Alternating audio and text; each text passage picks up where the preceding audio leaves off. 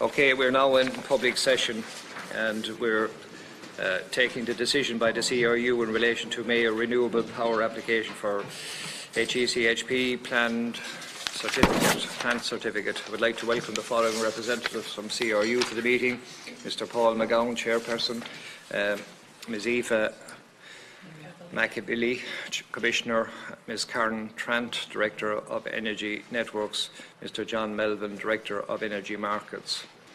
Just some formal notice before we begin. I wish to draw your attention to the fact, by virtue of Section 17, Part 2L of the Defamation Act 2009, witnesses are protected by absolute privilege in respect of their evidence to this committee. However, if you are directed by the Chairperson to cease giving evidence in relation to a particular matter and you continue to do so, you are entitled thereafter only to a qualified privilege in respect of your evidence. You are directed that only evidence connected with the subject matter of these proceedings is to be given, and you are asked to respect the parliamentary practice to that effect. You should not criticise or make charges against any person or person's entity by name or in such a way as to make him or her identifiable. I also wish to advise that any submission or opening statements you have made to the committee will be published on the committee website after this meeting. Members are reminded of the long-standing parliamentary practice to the effect that they should not comment, criticise or make charges against a person outside of the House or an official, either by name or in such a way as to make them or her identifiable. I ask you to turn off your mobile phones, and that includes the public gallery. Format of the meeting is that you will be invited to make your opening statement, which should not be more than 5 minutes, and I understand you are also making a short presentation after that. The presentation will be followed by a question and answer session where each member may ask a question not exceeding 3 minutes. I would also ask members to wait until presentations have concluded before putting your questions. I now invite Mr. McGowan to make your opening statement. Thank you. So, good afternoon. I'm Paul McGowan. I'm Chair of the CRU. As you are aware, the CRU is the economic regulator for the energy and public water sectors in Ireland and safety regulator in the energy sector. Our mission is to protect the public interest in water, energy and energy safety. My colleagues and I welcome the opportunity to meet with the committee to discuss our role in high-efficiency CHP certification and to provide an overview of our decision to award a partial high-efficiency CHP certificate to Mayo Renewable Limited. I will now hand over to my colleague, Commissioner Aoife McAbilly, who will outline our role in HECHP certification, and then our Directors of Energy Networks and Markets, Karen Trant and John Melvin, will provide more detailed information on the certification process and on this particular application. Thank you. The CRU's role in relation to high-efficiency CHP is set out in Irish legislation, which transposed certain provisions of the European Energy Efficiency Directive of 2012. The aim of the directive is to improve the EU's security of supply by reducing primary energy consumption and decreasing energy imports. It's also aimed at reducing greenhouse gas emissions in a cost-effective way and thereby mitigating climate change. The directive specifically addresses high-efficiency CHP and provides a very detailed methodology and criteria in Annex 1 and 2 of the directive on how to calculate the efficiency of the CHP process. Both the European and Irish legislation are therefore detailed, technical and prescriptive in nature. In 2012, following a public consultation process, the CRU set out its role and detailed guidance on how we would process high-efficiency CHP applications in a policy paper called CER 12-125, which gives further effect to this legislation. The methodology and the engineering analysis carried out on each application can be complex and must be applied by the CRU for all high-efficiency CHP applications. The assessment is based on specific information, including technical and financial values provided by the applicant, which are then used to arrive at a very specific answer in relation to the certification. The focus is not so much on the technical specification of the plant itself, although that is looked at, but rather on the useful heat produced by the plant and whether this useful heat is economically justifiable and delivers primary energy savings. The CRU appreciates that members of this committee have a very broad remit and are of course concerned with the regional economic impact of our certification decision in relation to Mayo Renewable Limited. It is the case that for many CRU regulatory decisions we're obliged to balance a range of competing priorities such as competitiveness, security of supply and sustainability. However, our role as the body appointed to certify high-efficiency CHP is prescribed in narrow and technical terms. It does not allow for consideration of broader economic, social or environmental factors. My colleagues will give an overview of the process, but in short, our role is to take the business case submitted by the applicant and apply the high-efficiency CHP methodology as prescribed in law. We consider that the rigorous application of this methodology is important, given that there are significant benefits arising from high-efficiency CHP certification. Those in possession of certificates gain priority dispatch in the all-island electricity market. They can also avail of certain revenue rebates. In addition, and perhaps most importantly, high-efficiency CHP certificates allow applicants to avail of relevant payments through the refit scheme. The refit scheme is funded by electricity customers through the Public Service Obligation Levy, which is charged through their electricity bills. The refit payments for high-efficiency CHP are among the highest levels of refit payments available under the scheme and could be as much as hundreds of millions of euros over their 15-year term. By way of example, refit payments for a plant of a similar scale to Mayo Renewable Limited with a 100% certificate and operating at full output could be in the order of 31.6 million euros annually based on 2019 figures. If similar payments were made each year for the 15-year term of the refit scheme, this could amount to 474 million euros in total. You will understand, therefore, why it is important that the assessment for high-efficiency CHP certification is carried out by the CRU in a robust way so that the public interest is protected. In addition to the initial certification process, the CRU also audits the high-efficiency CHP plants that have been awarded certificates to ensure that they are delivering useful heat and primary energy savings in line with that certification. Following these audits, the CRU has amended high-efficiency CHP certs based on actual outcomes. The high-efficiency CHP certificate is therefore not enduring in nature and can be amended when circumstances change. This is also why there is a time limit for planned high-efficiency CHP certificates, beyond which, if the plant is not operational, a new application must be made. After a 5-year period, it would be expected that the inputs to the application, including the business plan and the economic factors such as prices, would have changed and would warrant a new application. I'm now going to hand over to my colleague Karen Trant, who will present the presentation. Thank you. Thank you. So I'll present to the committee a high-level overview of the certification process.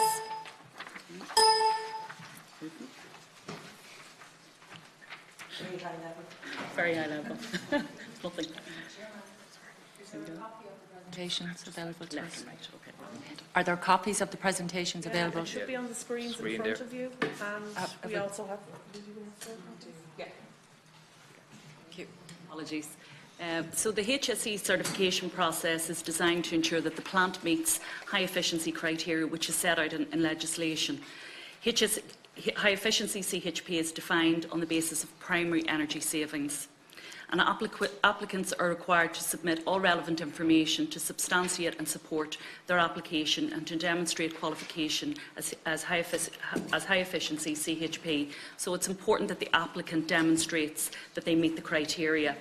Applicants and applications will be certified based on available data, which is actual if the plant is in existence, or on projected data, which is for a planned plant certificate. So HECHP, or high efficiency CHP, is used to replace heat generation from conventional fuels in a number of different processes. For example, heating swimming pools, drying of products such as wood chips and biomass. I think the picture here is actually a milk drying facility. An economic justification must exist for the process in the absence of CHP. That's an important point. A primary energy saving must also exist to achieve HECHP certification. In other words, what conventional fuel generation process is being replaced? For example, oil, gas, diesel. In the case of a planned plant, the above must be demonstrated via a demonstration of an alternative case. That's a hypothetical business case that will demonstrate what would be in place in the absence of the HECHP plant. So the process itself, there are a number of components to it. They're enshrined in the legislation, and we have transposed them, I suppose, into domestic legislation and also into our policy document. There are three elements. There's the useful heat. So the useful heat, the applicant must demonstrate there's an economically justifiable demand for heating or cooling, as the case may be.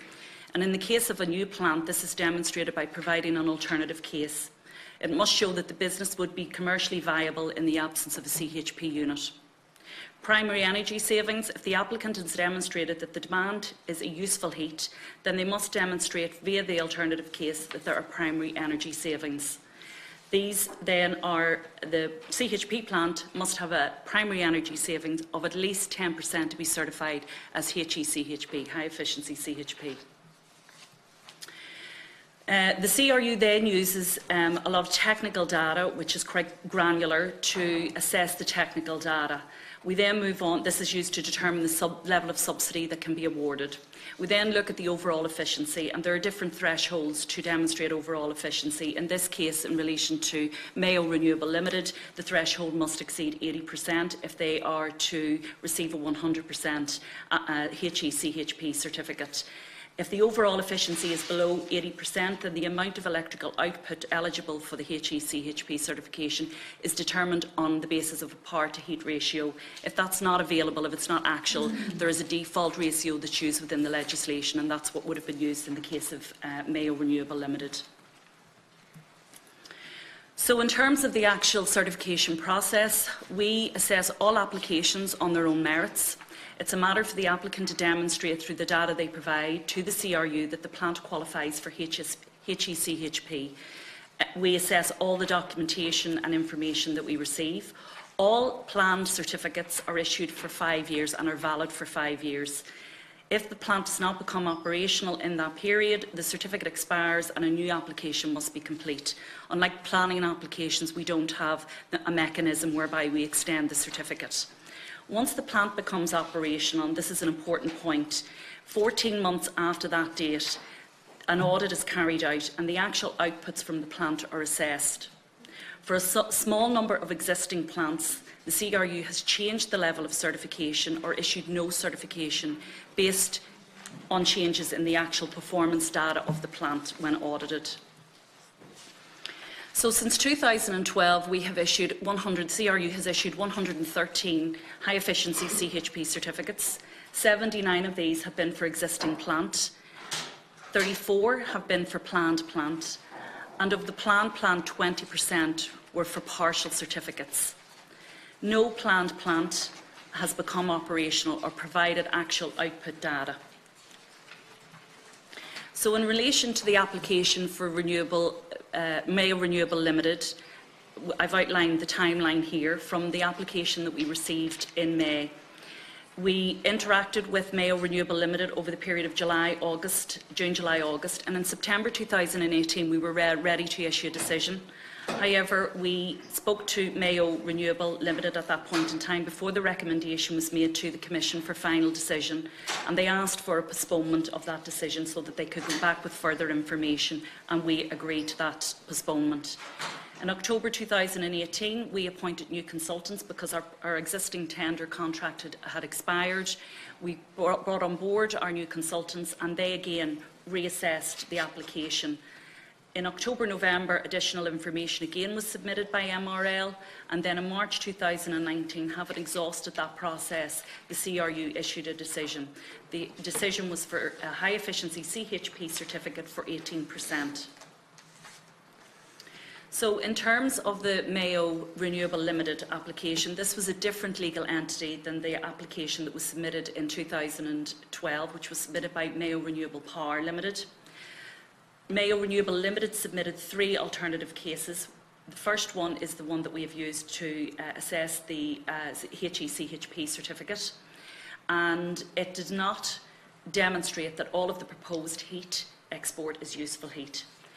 Alternative case 1 presented by MRL is in 2018 just demonstrates that if the cogeneration plant, that's the CHP plant, were not built, it would still be economically justifiable to build, but only if a higher efficiency dryer was to be used. In their actual business model, they have proposed a lower temperature energy dryer. Alternative Case 2, which was presented by MRL, was withdrawn because the application or the alternative case could not be assessed on a like-for-like basis. And then in Alternative 3, which was presented by MRL in 2018, they used a data centre to try and demonstrate primary energy savings. We did not agree with that. We do not believe that, and we are not of the agreement that a data centre it meets the requirements for an energy generation process for the purposes of the assessment. Thank you. Okay, that concludes your presentation. Thank you very much. By way of explanation, our senators have been called to Shannon Division. So I'll now lead the matter to the members to ask questions not exceeding 3 minutes, and I call on Deputy Calleary. Thanks, Chairman. I just want to thank Deputy Naughton and the Secretariat for arranging this meeting, and thank the CRU for coming in. Look, this has obviously caused huge. We have, as Ms McEvely said, a very broad remit, and we are here to defend a 90 million investment that's already gone into the ground, a 90 million that was invested on the basis of certification awarded in 2012. And I know that you've stressed that it's a different legal entity in 2018, but the project remains the same. The project is the project that was authorised by your predecessors in 2012, and that authorisation then was the key to 90 million, which has got into the ground. This is not a kind of a figure out there. Construction people has happened. 130 people are working on the site, and there's huge potential. So that's really the frustration, and that's why we're here, to try and get an understanding of that. So what has changed in the actual project, as opposed to the legal entity? What has changed in the project between 2012 and 2019 that has resulted in 100% in 2012 to 18.18 in 2019? Secondly, just a couple of things on the presentation. I know Ms Trant said that no planned plant has become operational. Is that a general policy concern? You know, is that, and I have a few questions to throw at you. Is that something of general concern, that all of this investment goes into making application, presumably a lot of staff time on your part, but yet none of them become operational? And how does that rate internationally? Your judgment in relation to the data centre, where is that based? Is that based on policy? Is that based on judgment? How does that stack up internationally?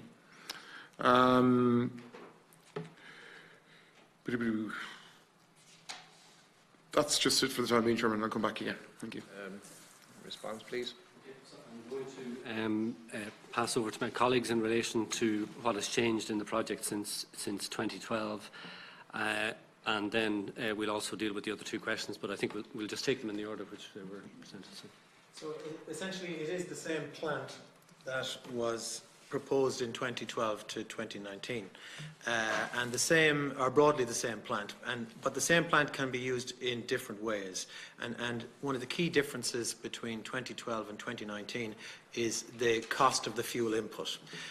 Essentially, in 2012 the fuel input was a much lower cost fuel to be imported from the US in a very dry state.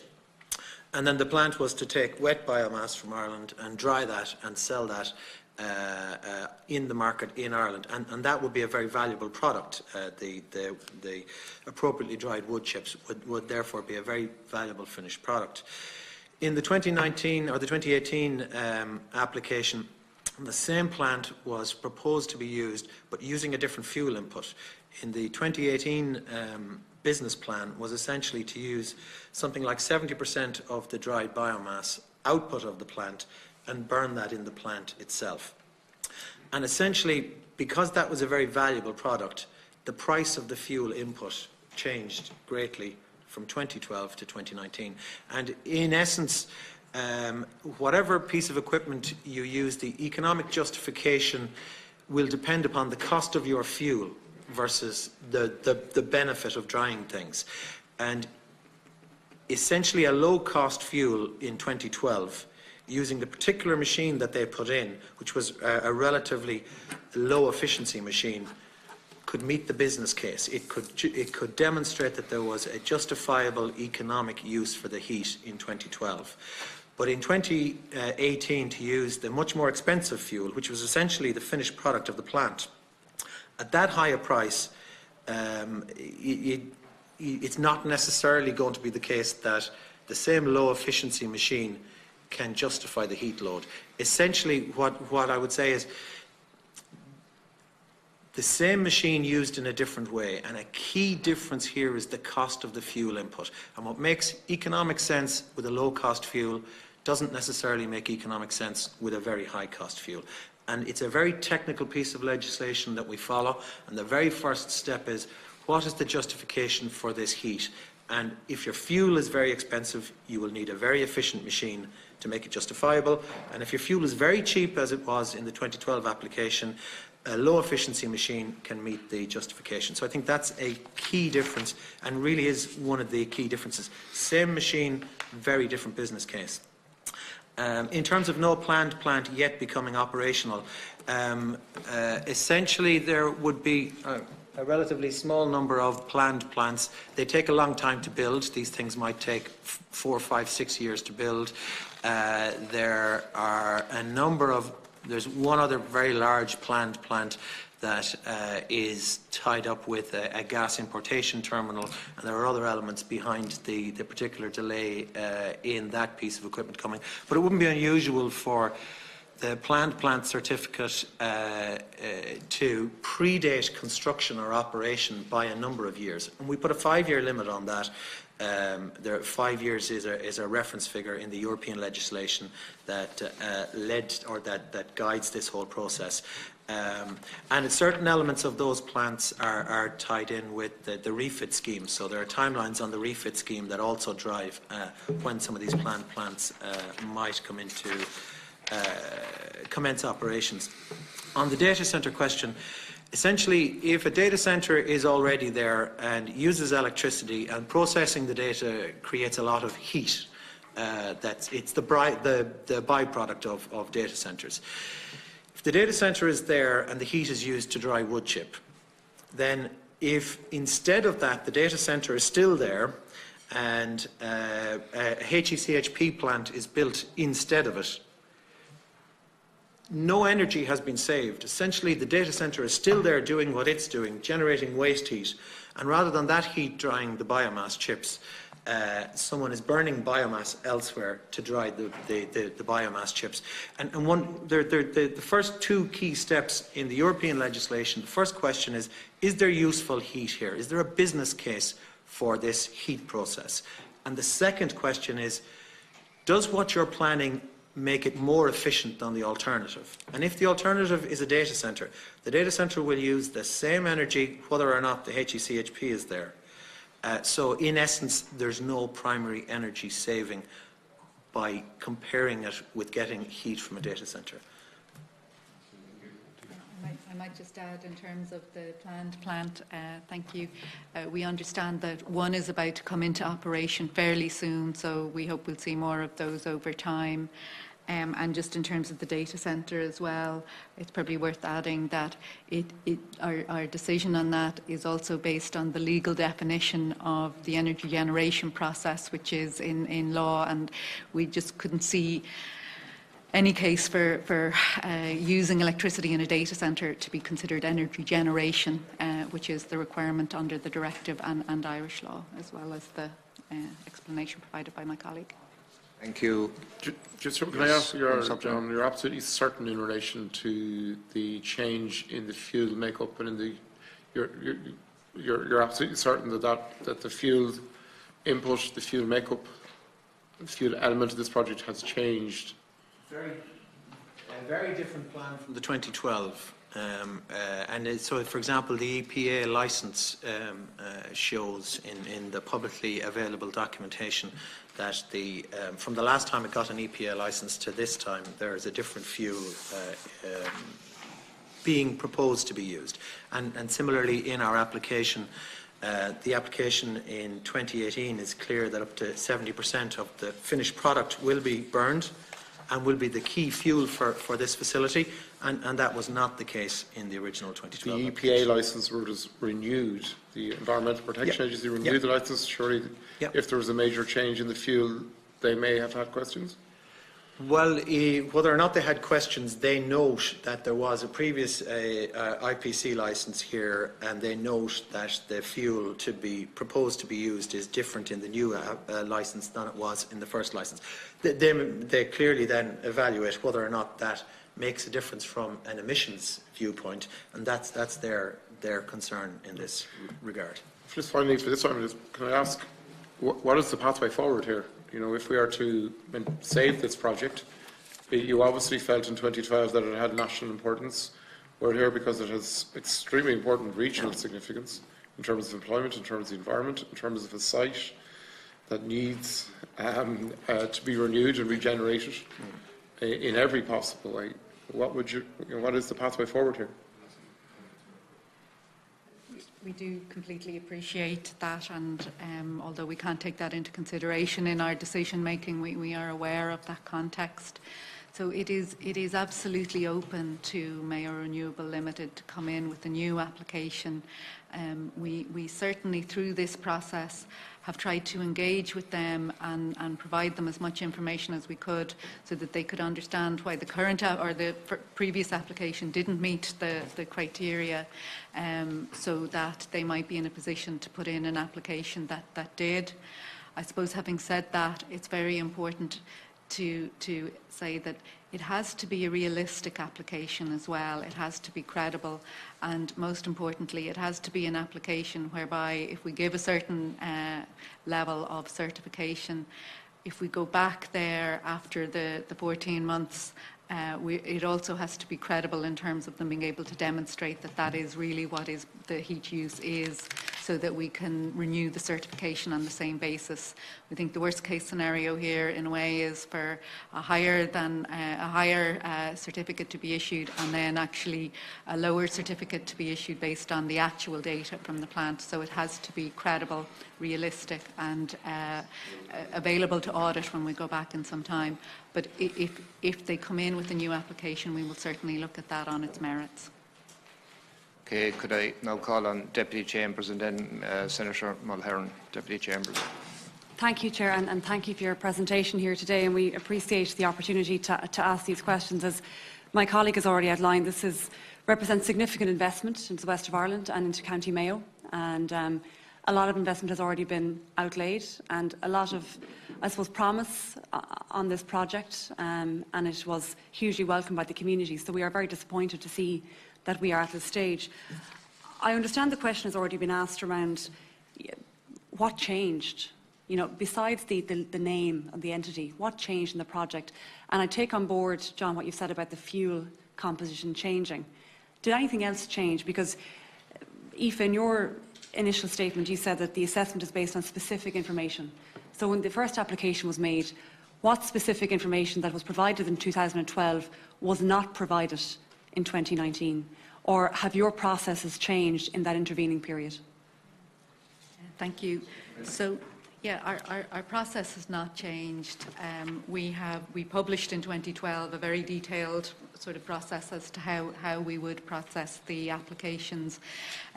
We've certainly learned as we've gone through the 113 applications, but the process is effectively the same. The application has changed. So I appreciate, you know, looking at this from the outside, your question is valid. It's the same plant. It's the same technical specification of plant. But the key focus, as we've explained, that we're looking at is what is the business case for the heat use, and that is the data that has changed. So the data provided by the previous applicant, as John outlined, was about importing a cheap fuel to burn in the plant and then sell a high-quality fuel into the Irish biomass market. And the application that we received in 2018 was different. It had a different business case for the heat use. It, as John has explained, was using that high-quality fuel within the process to burn as the fuel for the plant. And the economics of that have changed quite dramatically. And I suppose we also, and maybe John can go into this a little bit more, in looking at the justification provided by the applicant, they demonstrated to us that this could be done on an economic basis, but by a much more efficient process. So that was why when we issued the certificate, it was a partial certificate rather than a full certificate, because in a way the new application was only demonstrating that part of the output of the plant would be efficient in line with the criteria. But maybe John can address that. Yeah, I mean, essentially the key difference, I think, was the market conditions and the business plans of the promoters. So the promoter in 2012 had a business plan that involved a low-cost fuel, a relatively low-efficiency dryer, but that made economic sense because your fuel cost is low, you can use a lot of it to make the finished product. And that stacked up in 2012. And for whatever reasons, for whatever market changes in the meantime, the business case proposed in 2018 was different. It was now saying we will consume 70% of the high-value finished product and burn that. And then in giving the economic justification for that, the applicant said, demonstrated that at that price of fuel, if the alternative is a high-efficiency dryer, it makes economic sense. And we agreed with at that high cost of fuel, if the alternative you're examining, the hypothetical alternative is a high-efficiency dryer, it makes economic sense. But the big difference is that high-efficiency dryer that demonstrated the economic sense uses less than a third of the fuel that the machine on the ground uses. But it's my understanding that the plan was to continue to dry some fuel and sell into the market. Yes. And yes. Are you saying that you were very clear to Mayo Renewable Limited that that fuel was the issue? Were they informed all the way through that this was the issue, and is that the only issue? You're saying that you did tell them? Yeah. Sorry. So we've had significant interaction with Mayo Renewable Limited over the period from May of last year. They've had sight of the report, which outlined the issues as the consultants or technical experts had seen it. And I think, as John has said, each application is assessed on its own merits, and it has to be within the market conditions as they are today. So they're aware of the issues that we would have identified within that report. But I think, it's important that they are able, as an applicant, to demonstrate how they can meet those issues. And it's not up to, I suppose, the CRU to provide advice, I suppose, in relation to that. But the report sets out the issues. But if I can, essentially, Mayo Renewable Limited, if their plan is to burn the output from this facility, 70% of it, then it's appropriate that that's the business plan they present at this point in time, because we will audit this, and we will have to audit this under law. And if it turned out 14 months after it was built that rather than the imported low-cost fuel, the facility was burning the output, the very high-quality output itself, that would essentially then be a different use for the machine, have a different economic justification. So Mayo Renewable Limited, if that is their business plan, if the circumstances of the industry have changed, if that is their business plan, then it's right and appropriate for them to advise us of that at this time before they spend any further money or before they make any further business decisions. Because ultimately, if that's what they propose to do when the plant is up and running, that's how it will be measured when it's up and running, and it's appropriate to understand that now. So when we John, sent... you mentioned, sorry, you mentioned the 5-year cut-off. Yeah. Is that specified in the directive as being mandatory, or is that your interpretation, or where did the 5 years come from? And was the applicant informed all of the way through that there was a 5-year deadline? And just because I know I'm going to be tight for time on this, my last question then is, did you ever receive any objections into your office, either before or after the initial granting of the certification, and any correspondence from any other entity in relation to the application by Mayo Renewable Power Limited or Mayo Power Renewable Limited, apologies, at any stage during this process? Has anybody else contacted you to raise objections or concerns in relation to this application? Yeah, so in In relation to objections, I'm not aware of any objections that were raised in relation to this, or in fact, I'm not even aware of any objections raised in relation to any high-efficiency CHP application. We have, of course, received correspondence in relation to it, but I wouldn't say there were objections. There was correspondence in support of the application, for example. Was there any correspondence not in support? On Mulhern, I see we have another vote in the Shannon. Just to answer that one question, was there any correspondence that was not positive? Not to my, no. Not to my knowledge, no. It's not a public process. Okay. Senator Mulhern. I don't have the benefit of hearing everything that you said because I was required for a vote in the Shannon there, and indeed there's another one now. But just to pick up on the question there, are you basically saying that the wet matter that comes in and is dried, because that's going to be refed back in to generate electricity, that this is an issue for you and that wasn't the previous proposition? So essentially, the business case is to take wet matter and dry it, and it becomes valuable. But burning that valuable fuel is an entirely different business case and leads to an entirely different justification of the heat load to the previous business case, which was burning a very cheap imported fuel. So it is the big difference, and it is the big driver of the difference between the 100% certificate in 2012 and the 18% certificate in 2019. But if they were importing wood or biomass, will they not? You're saying that the previous proposition that they were importing in dried biomass, basically that the moisture or the necessary moisture that had to be taken out had been taken out. Is that what you're saying? That that's the format it was coming in? It wasn't going to be dried in the. Essentially, the key thing is the cost of the fuel.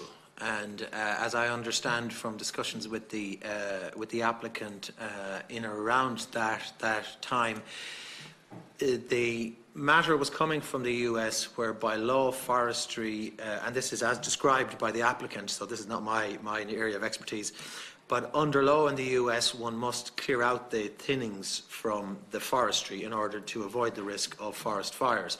Therefore, it is a cost to forestry companies, and there is a surplus of naturally dried chippings and wood like this. And in essence, it was cost effective to ship that across the Atlantic into Dublin, across the country, and burn that in Mayo at a lower price, really, than similar fuels could be obtained here. That was the case at the time. And essentially what they're saying in the 2018 case is we're going to burn 70% of our finished product. And that is a valuable product, has a very different price, leads to a very different economic justification. Are you saying by virtue of this, the model that, or the proposition that's now before you, that it's going to cost the Exchequer more? Is that what you're saying? Or you're saying it's going to, they're basically burning a more valuable resource? I mean, I assume they're going to get X amount per megawatt, and they'll get it, and they'll only get it up to whatever you give them a certification for, which is 45 megawatts. So how, surely the duty and the need is on the private investor to make sure they're going to make some money out of this, and if they're burning something more expensive, you're not going to be giving them any more money, or is that correct? So just first of all, there's no issue with the fact that it's auto-consumption of its own fuel in and of itself. It just presents a different business case for us to assess. And I think the question you're raising is if the developer believes that they have a justifiable business case here, why are we probing beyond that? And that is the nature of the assessment that is set out in law for us to do. Given the scale of the support that's given to biomass high-efficiency CHP, it's not enough just for the developer to say, well, I can take that large amount of money and I can come up with a business case and that's sufficient justification. We're actually asked under the law to look at if the CHP plant didn't exist, is this a heat use that would be economically justifiable under market conditions? So that is why we're looking at it from a different perspective, if you like, than say, the developer. That is why we ask for an example of how this would be produced in the market in an efficient way. So if I could give you the simple example that we come across when we're looking at high efficiency CHP plant is where there's an existing heat load. So we say, for example, I think in the presentation there was a milk drying unit. So a milk drying unit where perhaps they've been using an oil-fired generator to produce the heat, and you bring along a high-efficiency CHP unit, it replaces that. So obviously there was a business case there for drying the milk with the oil-fired unit, so we can tell there's a market-based or a commercial case for that use. And then you bring the high-efficiency CHP plant and you get rid of those oil boilers, and so you've got a better use of the heat, and you've created primary energy savings. That's the simple case. When it comes to a planned plant like Mayo, it is more difficult to assess, and we have to use this alternative case, as we call it, which is almost like a hypothetical judgment around whether, under market conditions, somebody would dry this biomass as a business in the absence of the CHP plant, and that's what's used to justify the economic case. So if you are then looking at, as we've said, a more expensive input, so you're saying this is expensive heat to produce, so you have to have a very efficient unit to actually do it, to sell it under market conditions. And I think what's happened here in this case is we've looked at the 2018 application versus the 2012. You've got this more expensive heat, it's more expensive fuel, so it's more expensive heat, and it's a less efficient process. And that is why they're falling below the levels that give the full certificate. You're not referring to dryer efficiency here. You're saying that it's going back to what you're feeding in to the combined heat and power plant, and then going back to what was certified in 2012. The plant has been half built. There's nearly 50% of the work done. There's about €100 million spent, and through a financial issue or hiccup, that company went into liquidation. Now, you will be aware, I assume, that the EPA, ESB Networks, Airgrid, Mayo County Council extended the planning, and they treated this as renewals. Would you not think in some way that you have set a precedent in relation to this, and that if, in relation to you granting a certificate of high efficiency, which would allow them to obtain 100% of the feed-in tariff, and you're basically saying that the proposition is not the same as before, and you're saying that that is material, it's a material change. Is that what you're saying? Yes, and we fully appreciate, and we've said it's not the plant that's changed, because that is broadly similar or the same as the one that we looked at in 2012. It is absolutely the heat use, which is the focus of the high efficiency combined heat and power. But they're going to contract with somebody to use this heat use, and that they're going to make wood chip out of this, etc. But the issue is the part of it that they're going to feed back into the not the dryer, but into it's the economic test. Yes. We can see there's a useful heat, but is it economically justifiable? And that has changed quite significantly since 2012. And in relation to your question about the precedent-setting nature and the difference between our process and, say, a planning decision or an EPA licence, so our certification is not enduring in nature. And we're very clear when we issue the high-efficiency CHP certificate for a planned plant such as Mayo. And to answer your question, yes, we make it clear that it's 5 years and before it becomes operational. So that is clear to all applicants. And then not only is it only for the 5 years, and after that it requires a resubmission, but let's say, for the sake of example, that Mayo Power had continued under construction at the time, had been completed in their initial time frame, but then, having done so, discovered that they were no longer, for whatever reason, able to source the cheap fuel from the US. Their original business case had changed. Had we gone down there after a year of operation and discovered actually the actual use of heat and the actual process is different to what we had initially certified, we would have undergone a new assessment there then, and we would have potentially changed the certification level based on the actual output of the plant. So it's not an enduring certificate. It is always subject to the test and the audit that we put in place. So it is quite different from the EPA type licensing process. Thank you. Could I call on Deputy Smith, and then I'll come back. It sort of flows from that. Cahill, I don't know if Pardon? Deputy Smith would allow me to... Just I a don't couple more mind, but questions. you still have your vote all. Yes, But go ahead if you want to. No, I think it was yourself, or at least before I left, somebody had made the point that in the past number of years you've learned things since the original decision. And I just want to know, what exactly have you learned and what comparables are you talking about? Are there any other large-scale combustion situations? Because it's my understanding that there are a number of countries where you have a similar type of dryer, similar type of system, and they're certified at 100%. Talking about in France, in the US, a number of plants, and how is it different, and what have you learned? And I just want to know also, because really this is the first time, as far as I'm concerned, we're getting any proper engagement or answers on the issue, and I just want to know, because I don't think, we can get very technical here, and clearly you're technical people, and I understand that you're going to be meeting with the company and they will have their technical people with them, and you can deal with that. I'd like to speak to policy issues, because as I understand, based on several reports that I have here, everything from our own SEI, their bioenergy supply in Ireland. I have a report here from NERA, the Imperial College London. I have the United States Environmental Protection Agency, and basically what they're saying is, and based on a decision of the Environmental Protection Agency in the USA on April 23rd, 2018, they're saying that they treat forest-based biomass as carbon neutral in the generation of electricity. And there is a suggestion that that biomass is out of favour. So I would just like to know, we're in a situation where there's no regulation change.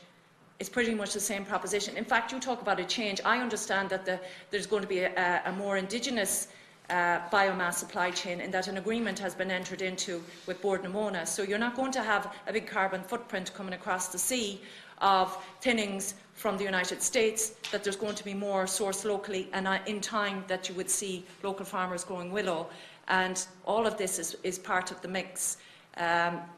So, sorry, just to go back, what have you learned, and where can I read about what you've learned? Where can the company read about what you learned? I mean, it seems the goalposts have changed, quite frankly. Thank you. Mr. McGowan. So, first of all, to reassure the Senator that we don't have a view around biomass that is any more favourable or less favourable than any other fuel. It's very important to emphasise here that while we have, for example, a vision that we secure a low-carbon future, when it comes to the assessment of biomass, it's very clear we have a very technical process to go through, which, and in relation to this particular plant, we have followed the detailed technical process that has been set out in legislation. The real issue here is the economic assessment, and whether or not there are primary energy savings, and whether or not or how much useful heat is produced by the plant. There's nothing in the process that says, well, it has to be biomass or it has to be something else. It's very much looking at the economic assessment, just to reassure on that. In fact, I would say that the source of the fuel of the biomass is not relevant to the process. It's really the price of the fuel that goes into the economic assessment. So whether it's produced in the States and shipped, or whether it's produced locally, it's about the input cost and the revenues from sales in the economic case that's put forward. Just to reassure you on that. I'm going to pass over to my colleagues in terms of the process and what we've learned from the process, and around the question of similar plants. But just on that point, Mr. McGowan, it seems quite bizarre when we have renewable heat and electricity targets that we have to meet, which we've been told we're going to fall short on, and we're going to be fined, and you're concerned about what it's costing the company, because you have said you're not going to pay them any more per megawatt, and you're concerned about the cost to them of the raw material or the biomass that they're putting into it. Like, and you're not concerned about a carbon footprint of where the material comes from. Like, you know, we spent, a number of us here spent 7 months looking at ways we're going to reduce our carbon emissions and move towards a nearly zero carbon economy and all the rest. And the fact that that's your focus, and we're losing out on having a biomass plant that would be licensed. Anyhow, that's just a comment. I would appreciate to hear what has been learned, and what can you tell this company that they can do, or what did you tell the company that it wouldn't be acceptable unless they went back to the model of importing from the US? So I think it's important for me to clarify that it's not that we don't care. It's that the process that we go through in terms of economic assessment doesn't look at whether or not it's imported or indigenous. It looks at the input cost. In relation to our wider remit and the delivery of meeting targets, of course, we are concerned about working towards those targets along with all other relevant agencies.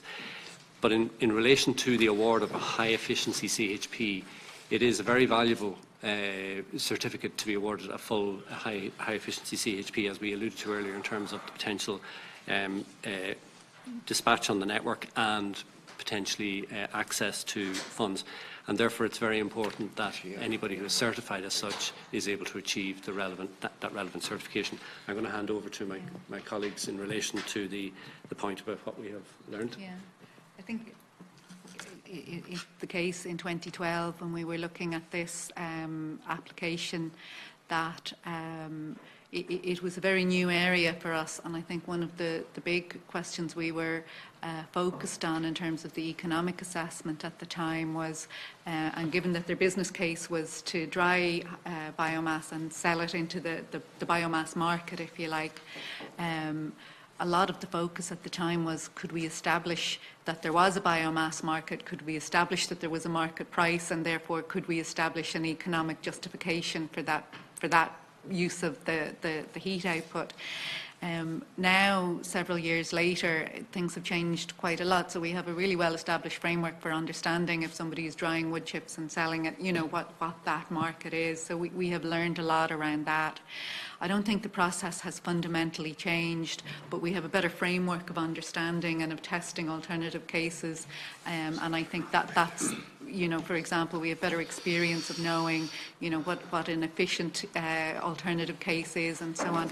That's just from learning. So it's the same process, it's the same test, if you like, in terms of the legal requirements. Ms. McAvilly, is that not a luxury for you to learn after them spending 100 million? Yeah. And notwithstanding what you've said, like, you know, that's the reality on the ground there, and there's the economic reality and there's the national reality of our targets, which just brings me to your final question, and I know that you're showing a lot of forbearance, and I thank Deputy Smith as well. I just want to know, was your judgment impacted by the cash for ash problem in the north?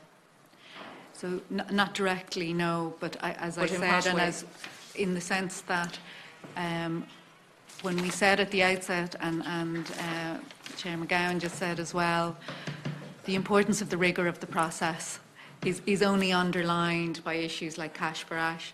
I think it's really important to say that there is nothing in this application that suggests anything of the sort. In fact, I think we could hand on heart say that this applicant has been completely above board, has given us information that we think is credible, and we have no issue with that. All we're saying is, in terms of the rigour of the process, it underlines the public interest requirement to make sure that we're not, I suppose, giving a certification level that is higher than is warranted by the application that we've received. So that is the only, I suppose, part of the context that comes into it. And in terms of the learning, I think it's fair to say that every regulatory process is about continuous improvement and learning, but I don't think that there is any aspect of that learning that would fundamentally change. You know, if we knew everything in 2012 that we know now, the business case was so strong in 2012, I think it would have got exactly the same answer, but we'd have to test that again. And did you take legal advice before you made this decision? Final question. I need to move on to Deputy Smith. I'm just wondering, did you take legal advice, considering we have what could be argued as a legitimate expectation on the part of the developer here, and they've spent a considerable amount of private monies, and I suppose basically in relation to that legitimate expectation, abusive process, and basically their property rights in relation to and any other sort of issues that arise there, that you could be exposing the state to a lawsuit. I think it's fair to say we tested this process every way we could, because we knew... You did have two consultants. You've used two different sets because the first set wasn't satisfactory for you. Okay, no, that's not the case. Just to be very clear, their contract happened to lapse at the time in between the first assessment process and the second assessment process. So it was just purely a timing issue that one contract expired with one set of consultants, and we had just come through a procurement process which appointed a new set of consultants. So that is the reason. Well, can you give me the dates for that? But it did. Could you? I think you've answered that question. Okay. So could we move on, Deputy Smith? Thanks very much. I'll come back to you. Okay, Oireachtas, and thank you very much for your presentation. I think, having heard everything, I accept what you say about the importance of the rigour of the process in the public interest, and that's the requirement that you're legislated for, etc. But I think this is interesting because it shows that in the 7 years between 2012 and 2019, a lot has changed with this particular case, but a lot has changed on the globe as well in terms of climate change and what needs to be done and the urgency with which we do it. So what we have here is a report that says that this isn't efficient and therefore it doesn't get its certification. On the other hand, we have the Environmental Protection Agency saying it's high level, it gives it a good rating, a high level rating in terms of emissions. You look at economic efficiency, they look at emissions. Who looks at the needs of the planet and the reduction of our carbon footprint? And where does that all tie in? Because, and I just want your opinion on this, because I think there are parallel processes that don't necessarily speak to each other, and that maybe we should find a way of that, and find it quickly, because if it's happening in this case, then all of the other plants may be impacted in terms of how decisions are reached about them. So I'd just like your opinion on that. And two small questions. One is, you mentioned another planned plant that's tied up with a gas terminal. Would you tell me where and what that is? And the second question is there a process to appeal or to review or to restart the engagement with this company so that we might save the day? Okay, so I'll address some of those questions, and I'll pass others on to my colleagues. So, in relation to our role, and as you refer to climate change and delivery of and meeting targets. So the current target for example, renewable electricity on the system is 40% by 2020, and while I think by all predictions we're going to fall a small way short of achieving 40%, but we're going to be quite near. And obviously we play a role in meeting that target, including, for example, delivering a connection policy to connect renewables to the system. We administer the PSO levy, and we have other functions in relation to ensuring that those targets can be met. So high efficiency CHP is one of the technologies that is quite legitimately identified as assisting towards the achievement of targets. So for example, onshore wind, then it's straightforward. There's a refit or a renewable energy feed-in tariff, and soon to be a renewable energy support scheme which might support a particular technology. But for high efficiency CHP, it actually has to be certified as high efficiency CHP. It has to achieve the primary energy savings. Otherwise, it's a biomass power station, which of itself achieves a certain, delivers on renewable targets if it was built, and there is some support available for that. But high efficiency CHP carries a higher level of support, and that is why it is subject to additional rigours under legislation. So, sorry for interrupting you. So it could go ahead as a biomass power station with less support from the state? It could. And then to address your other question as to appeal or otherwise, it is open to the developer to submit an alternative application to us, which we will look at, and we will look at it in its own merits. The original application in 2012 was from a separate legal entity and it had a certain business case.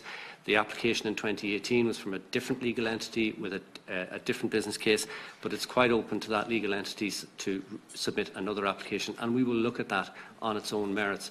We don't have a predisposition. We follow the process in terms of assessing whether or not it achieves high efficiency CHP certification.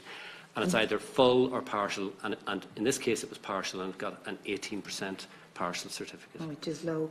And if they were to reinvent themselves as a biomass energy station, would you also assess them? We don't have a function in relation to assessing that, because they're not looking for a certificate. But they are looking for state support? And that would be a matter that they would deal with the department in relation to, because that would come under the support schemes. Directly? That comes under the support schemes. Okay. Just the question on how you see the parallel processes marrying each other so that we can deal with this in a holistic way in the future. Or do you have a view on it? Yeah. Do you want to address that? I don't think it's necessarily come up as a huge issue up to now on this particular type of plant. I suppose one of the areas that we've been looking at in terms of how do we deliver more renewables and more quickly, which is slightly different, but there's a new renewable support scheme being developed by the department called the RESS, which you're no doubt familiar with. And I think there's a real understanding that our new connection policy for new renewables has to line up with that RESS scheme so that applicants have a clear ability to both get the support and the connection. And I think in terms of offshore, where there's a marine area and foreshore policy being put in place, you know, we are clearly aware that we need to start lining up these processes so that we can deliver more rapidly the types of hopefully lower cost renewables that are needed, not just for our 2020 targets, but as we're moving into the space of developing the 2030 targets. So we're working with the department on that, and we will work with others as needed to try and make sure that that alignment is in place. Thank you. And I think there was a question about one of the plants. Yeah. And I guess I was giving the example by way of demonstrating that sometimes a large energy user will, in line with the Energy Efficiency Directive, look to see can they co-locate a CHP plant. But the large user is only being built, and that the timelines for building these can be tied into the timelines for building the actual energy user. There aren't that many gas facilities proposed in the country. Rather than name them, can I ask for the Deputy's indulgence and check with the entity that it's okay for me to give you their name?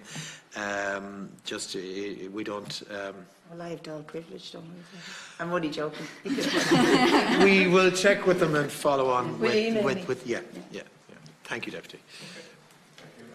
Senator Rose Conway-Walsh. Thank you for the presentations, and I regret that I had to go out for some votes. But obviously I think it would be, I've got across to you by now that this is a really serious matter.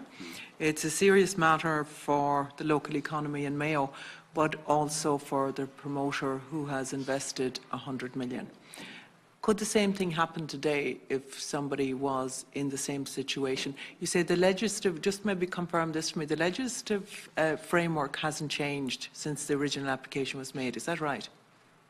That's correct. Okay, so what are the variables in the sense that have changed since then? And forgive me if you've answered this, but I'm just trying to get to the crux of it.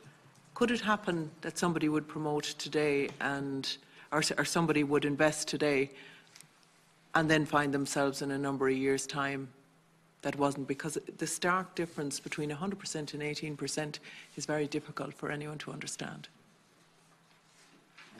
Yeah, sure. I think so. You're right that nothing has changed in terms of the legislation or the process.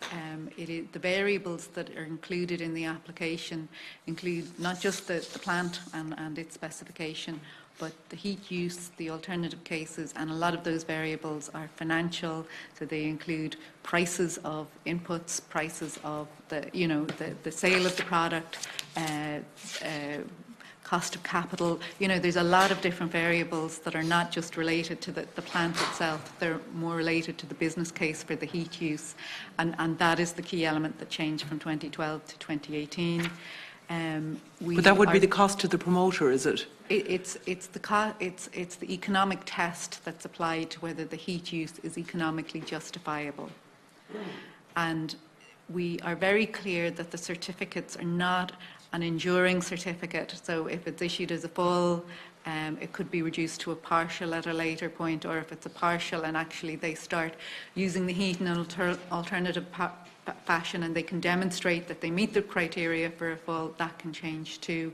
And that's very clear in our process. So absolutely they can change. It is not like getting planning permission that then is enduring in nature. It is something that can change over time, and we are very clear about that in our process, because not only do we issue the certificate for the planned plant based on an application and data submitted, we actually go back and test. Once the plant's operational, within 14 months we look at a year of actual operational data and test that and make sure that it is consistent with what was submitted, and if it's not, then we will change, and we have done in the past, not for a planned plant but for an existing plant, made changes to the certification based on what we've actually seen when we went to test and audit. But why would anybody invest in if they're building on moving sand? So somebody investing today, there's absolutely no guarantees of the project at the end. If they have a valid business case and if it holds true, then there's a clear justification. It's a very high support available. I think we've given examples of where there's an existing heat use. I think the one we were looking at on the presentation was sort of a milk drying facility. So so long as the underlying business which requires the heat use remains in place, then that justification should remain broadly as per the application. So that's a clear, I suppose, not a guarantee, but I suppose at least some certainty for the developer. There's no doubt, and we've said it in our process, the plant are more complex. I don't know if colleagues want to come in on that. I think all of these developers are taking risk, and that's the business of developers and businesses like this. The function of the HECHP certification scheme is to certify the quantity every year when the plant is up and running of electricity that was generated that meets this economic test. So someone could build beside a milk plant and the milk plant might close. There's a risk that the user of the heat will close, will not use as much heat as they had anticipated, and in those circumstances we would have to see how much heat was used and was there an economic need for all of that heat. And similarly then investors take a risk as to the cost of the fuel. So the cost of the fuel could go up to such an extent that the end user no longer wishes to purchase that heat at that price. So there is risk there, but we certify this every year to ensure that every year the element of electricity that gets certified and is available for that higher price is meeting a true economic need, and that can go up and down every year depending upon the heat load of the end user and the economics of it. So it's a significant amount of public monies, incremental public monies available for HECHP, and our duty under the legislation is to certify the quantities. That can go up and down. What's fixed through the refit scheme is the price you will get for every kilowatt hour that is certified, but the quantities that are certified can go up and down depending upon market circumstances, the cost of the fuel, and the desire or the throughput of the end user. Okay. So those risks are still there. And you're saying that was made clear to the promoter in the first instance, and it was made clear to all of the agencies involved, being Mayo County Council, the EPA, be aware of that. I can't get how you have the separate agencies of the state operating in a silo way. That there wouldn't be communication between all of the agencies to say, you know, this could very well happen here? Or don't give that permission, or don't? So I might just start off addressing that. The test for high efficiency CHP is a very defined test. It's set out in legislation. It's very much a defined function that's assigned to us. That legislation is public. The guidance, the process by which we go through is public, and the certificate, once it's awarded, is very clearly time limited. So all of that is known to the developer at the time. The processes that the EPA and others go through are very separate to ours. Ours is a very narrow and defined, is it or is it not a high efficiency CHP, and does it achieve full certification of 100%, or does it achieve partial certification, and what percentage is that? So you operate just in a complete silo away from the EPA and all of that? I just find that strange. On this, for this particular type of application, we carry out our defined function. We don't need to discuss with another agency in order to be able to reach that decision. But in relation to other functions that we carry out, whether it's the achievement of renewables targets, connection policies, or anything like that, we do engage with the SAI, the EPA, and other agencies in terms of policy development and decisions and so forth.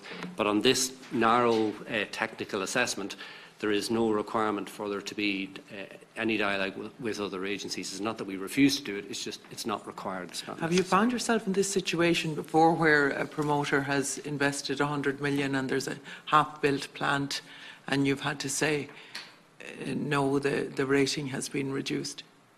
Is this the first time this happened? So I think my colleague mentioned it earlier on. There have been certificates in the past which have been adjusted based on the actual output data. And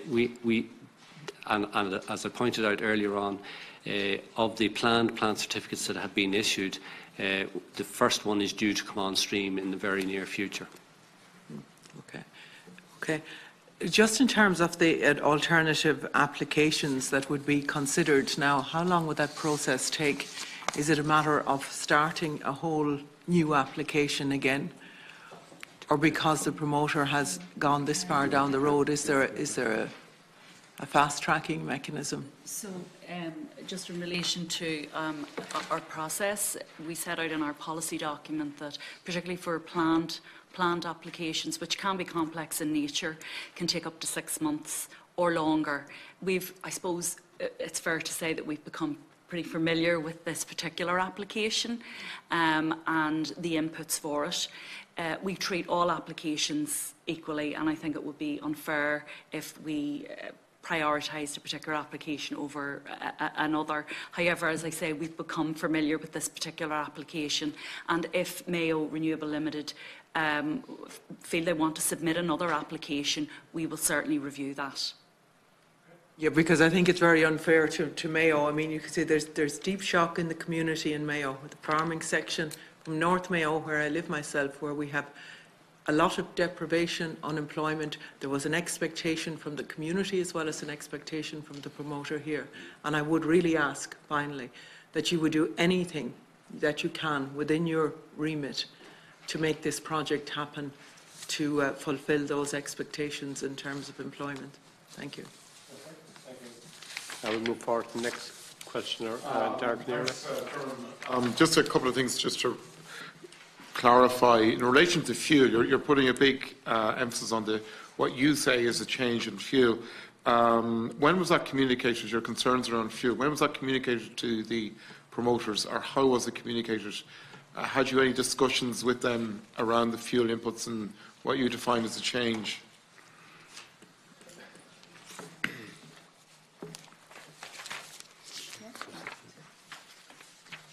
Yeah, so when we received the first application, or the most recent application, the 2018 application, as I've outlined in the slides, There were numerous communications with MRL. So over the period of June, July and August, there were concerns raised by ourselves over the inputs that had been submitted. So I think it's fair to say that they would have been alerted at the beginning of the process, May, June, July and August, around those issues.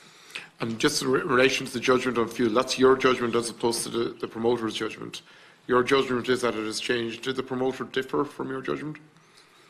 The promoters of the view that their application is still the same application. However, we have pointed out... They're very strongly of that view. And it's backed, that it's not just promoters as in business people, it's backed up by internationally recognised consultants who've contracted to back up that view. So people probably in your own field have given that view that this application hasn't changed. It's not just politicians saying it. Well, our own advisors have categorically stated that the application has changed and the inputs for the application have changed. But just in terms of the applicant, their business case in the 2018 application was to burn up to 70% of the finished product of the plant. And that's the business case they came forward with, and that's the right thing for them to do if that's the current 2018 business plan. That's the right thing to do. Tell us that's the plan. And in September of 2018, the draft recommendation was submitted to Mayo Renewable Power, or Mayo Renewable Limited. They asked for a copy of this. They received that. At that point in time, they could see all of the calculations and all of the views of our advisors at that point in time.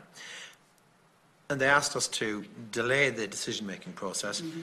At that point, were there any material errors in that regard in our analysis? It was open to them to share those with us. I don't think there's any debate or any difference between ourselves and the applicant that in 2018 they are asking to burn up to 70% of the high-value product that comes out of the facility, to burn that as the fuel. I don't think there's any controversy about that. And that leads to a very different business case. And Mayo Renewable Limited said, in giving the alternative, acknowledged that the cost of this product is high because it's a high quality product, and proposed a high efficiency dryer and demonstrated that given this high cost fuel, if the alternative was a high efficiency dryer, it would meet an economic test. However, the high efficiency dryer uses around a third of the heat of the plant that is actually there, and that's the big triggering difference between the 2018 and the 2012 decision. And Mayo Renewable Limited were aware of all of this information at the latest in September 18, because they asked for and received a copy of our draft decision. So I don't think there's any controversy between us as to the fact that in the 2018 decision they're looking to burn 70% of the valuable output of the whole. The whole enterprise is to make this valuable finished product.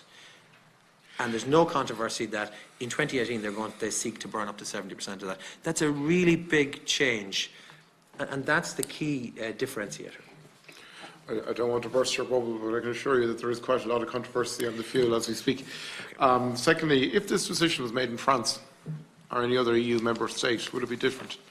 Are our rules consistent with EU guidelines in relation to this? So, for instance, would there be a contention that this would have got 100% certification in France?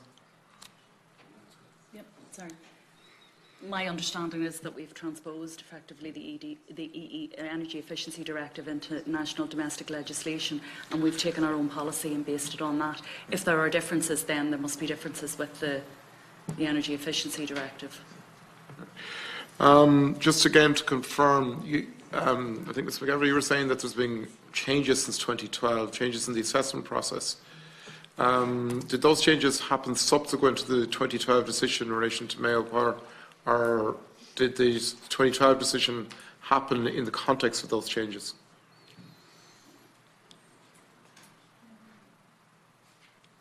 So the policy or the process that we've adopted hasn't changed. We've issued some clarifications, but we would have issued clarifications on foot of our learnings as we went along. But I don't think we said that the process had changed. Your process hasn't changed. Yes, you came up with a very different decision in relation to the contention. Again, it's the same application. And your process in 2012 kicked off €90 million worth of expenditure. The process hasn't changed, yet we have a completely different decision. So, I suppose the process is about taking data provided by the applicants, which includes financial data like prices of inputs, financial data like the cost of capital and the cost at which they can sell the product, and applying a formula to that data. So the formula, which is in legislation, has not changed, and the process by which we translate their data into that formula has not changed. What has changed is the data that was input to that formula, and that data came through in the applications in 2018 versus the data that came through in 2012. Now, I appreciate if you stand back from it, and Mayor Renewable Limited would say, and they're quite right, the plant hasn't changed. We're still drawing biomass. You know, so some of the, what you might say, if looking at it from the outside, some of the key features have not changed. But our process is around taking the applicant's data and applying this process to it, and the applicant's data has changed. So our process is the same. The formula is fundamentally the same. I suppose, Chairman, can't be this is my clearer. final question. This is the core of why we're here. And how do we actually resolve this to everybody's benefit? Obviously, you have your job to do, but we have our job to do as well. And you know, and the promoter would contend that nothing has changed, and the promoter is disputing a lot of the issues around the fuel here this evening. You know, how do we resolve this? What process is available in terms of further meetings or mediation between yourselves and the promoter to try and come to some sort of resolution on this? The promoter has sought a meeting with us, and we've agreed to that, and that's scheduled for the coming weeks. You know, absolutely, if they have further evidence or a new application to put to us, we will consider that. Absolutely, if they have found a fatal flaw, let's say, in what we've applied in terms of their data, we will engage around that. But we've had a lot of engagement with them up to now, and I think they have had the opportunity over time to look at, you know, what the basis of our assessment is around the partial certificate. So we'll continue to engage with them openly, and if they do come up with a new proposed heat use that is credible and justifiable, we will look at that application again. Okay, thank you. Deputy Chambers. Yeah, thank you, Chair. So have the regulations changed since 2012 at all? The Irish regulations, the EU regulations, no, they have not. And just getting back to the 5-year, I mean, do you accept that the process that you've employed and the arbitrary cut-off point of 5 years, that has a significant impact on prospective investors in the energy space? Because it's a huge risk. And I know you've pointed to the fact that if you get planning permission, you can extend it. There's more flexibility there for obvious reasons.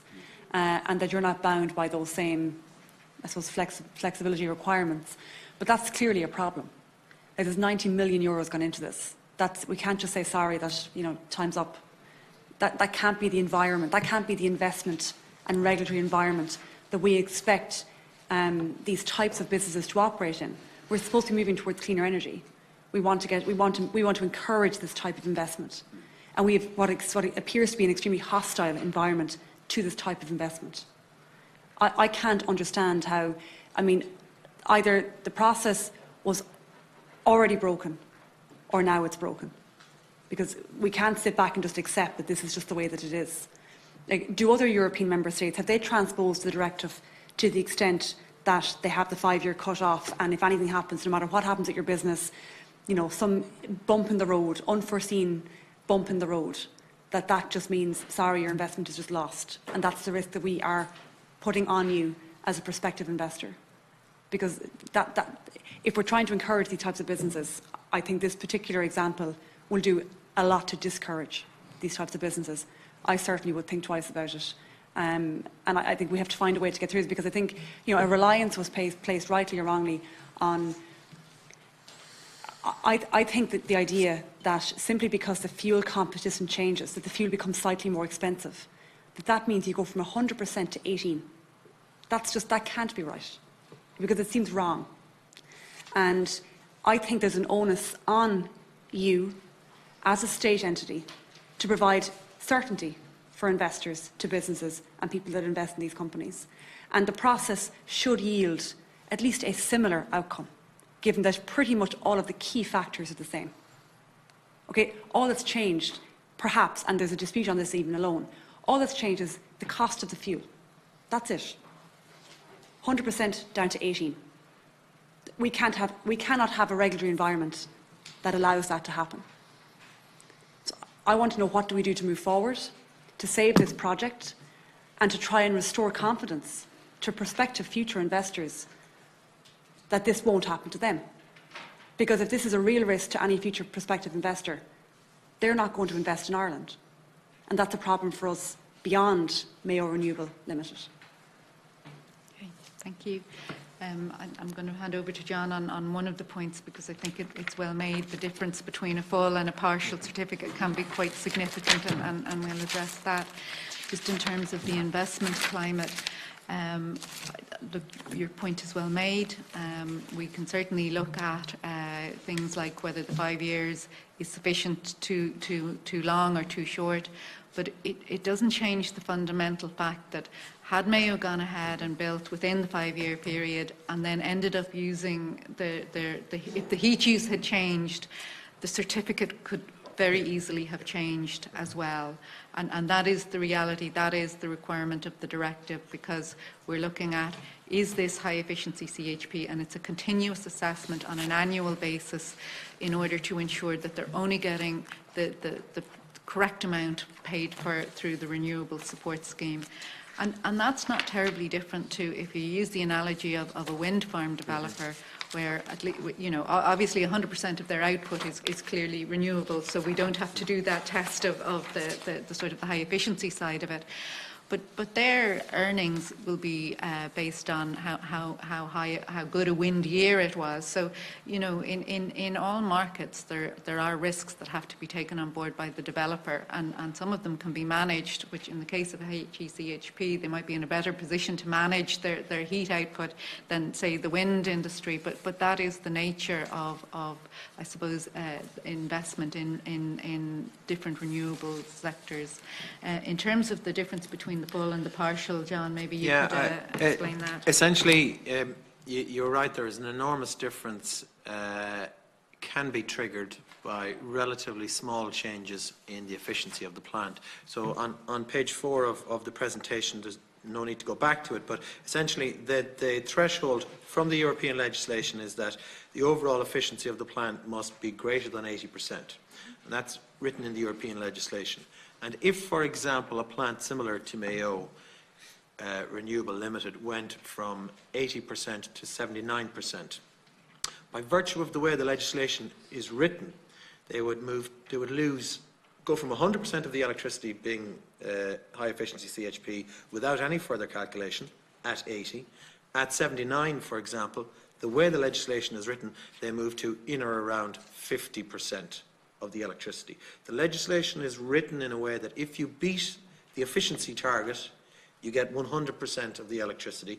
But if you trip just below the efficiency target, different set of calculations come into play. And in the case of a plant like Mayo Renewable Limited, that would immediately, by virtue of the way the legislation is written and the formula comes out of the legislation, they would move down to around 53% only as a maximum thereafter can be high efficiency CHP electricity. So that's a function of the European legislation and the way it's written. And I think in terms of the risk that the entity making the investment makes, I mean, our decision is very clear that where the plants are not yet installed or operational, a planned plant certificate in no way guarantees future evaluations will result in continued certification. And that's very clear in our 2012 decision. And the reason for that is each year we are obliged under legislation to examine how much of the electricity in this site warrants the HECHP certification. And that will vary from year to year. And if the efficiency drops at any point below 80, then this very large change in the amount of high efficiency CHP electricity drops down by virtue of the formula in the European legislation. Thank you. Michelle Mulhern.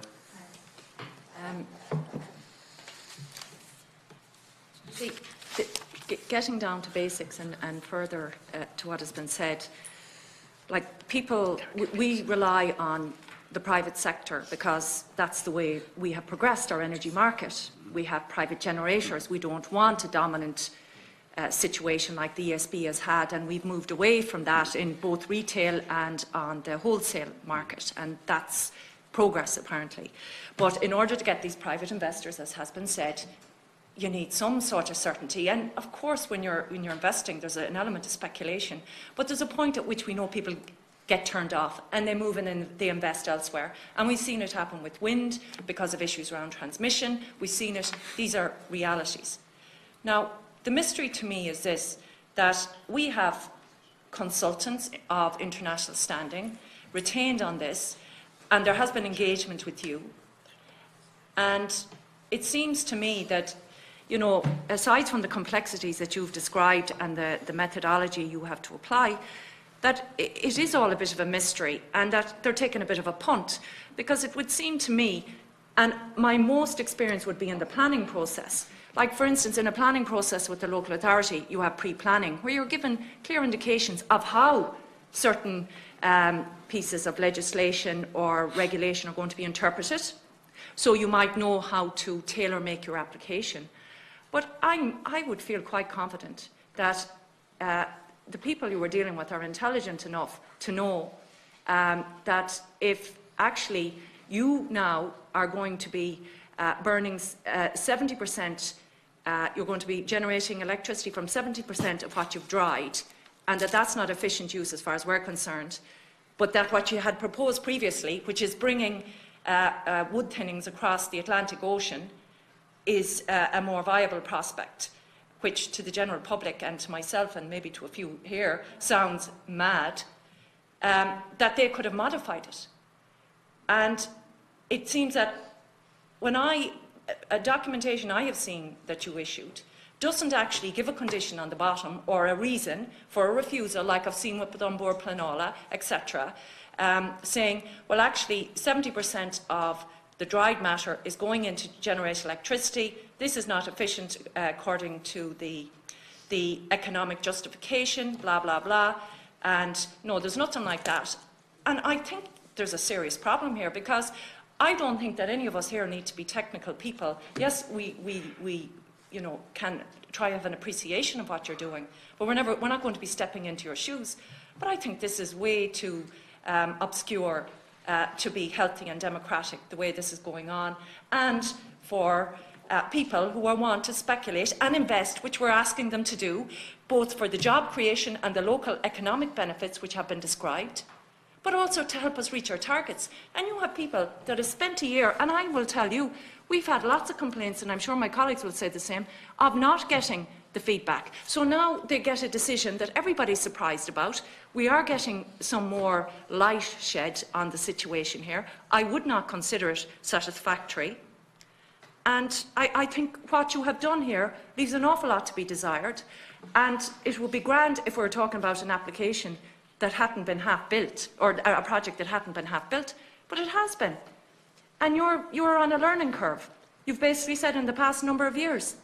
I don't find it acceptable. I'm annoyed for these people. I'm outraged for these people that this is what they've gone through. And it took them long enough to get the certificate in 2012. It wasn't a knee-jerk reaction. And in fact, it was under your previous, before, when you were the CER, that they were told, and that was the time peat was going out of, you couldn't burn peat because it was going to be co-fired with peat and biomass, and they were told biomass.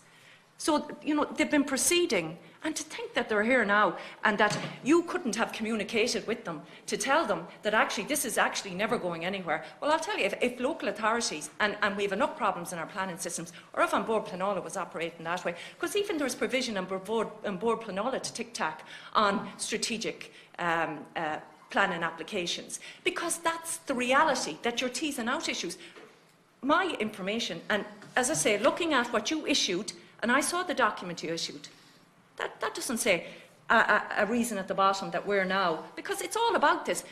If it's not 100%, it's not viable. It's not a commercial viable project for them. That's the reality. This isn't academic for them. This is crazy. And just one question I wanted to ask John. You're talking about the economic justification.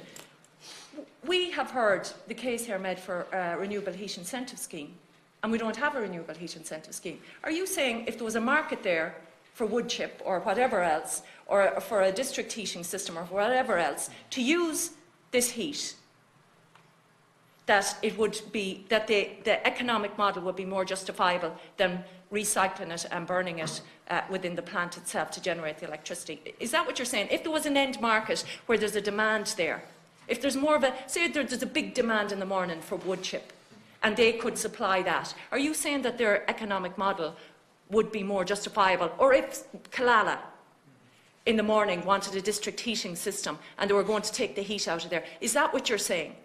Because if it's said plain like that, these people can understand it, and that's how you're interpreting it.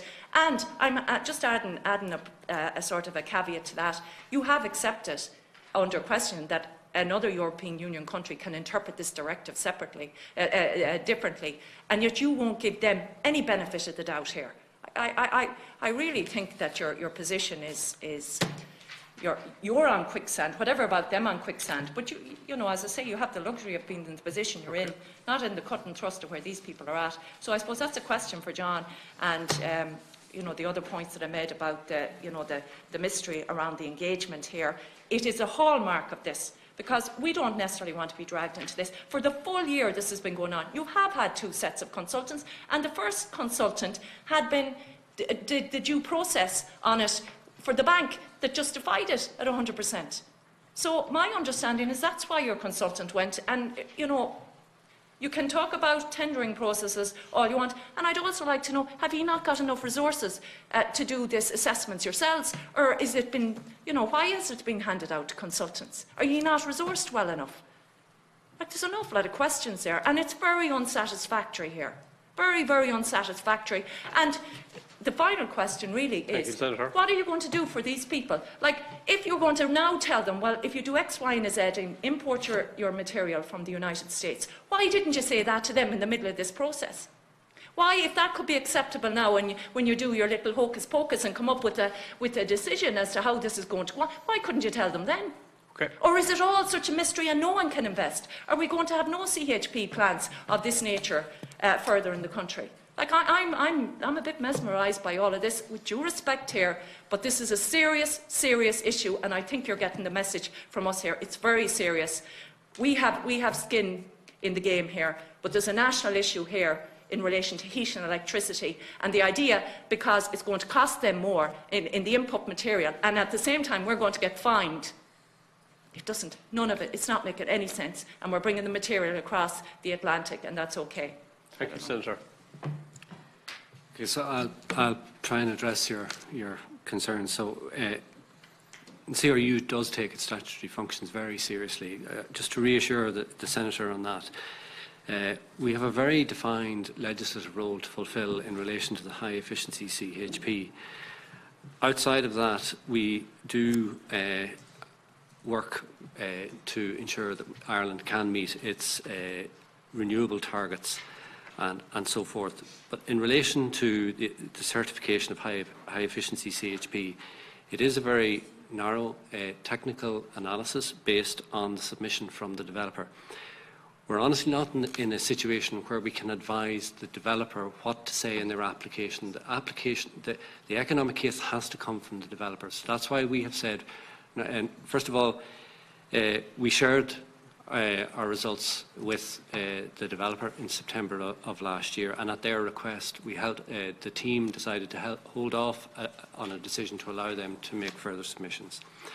In relation to, we have agreed to meet with the developer to discuss the outcome of this, and in addition, as we've made clear here today, it is open to the developer to make a further application in relation to that.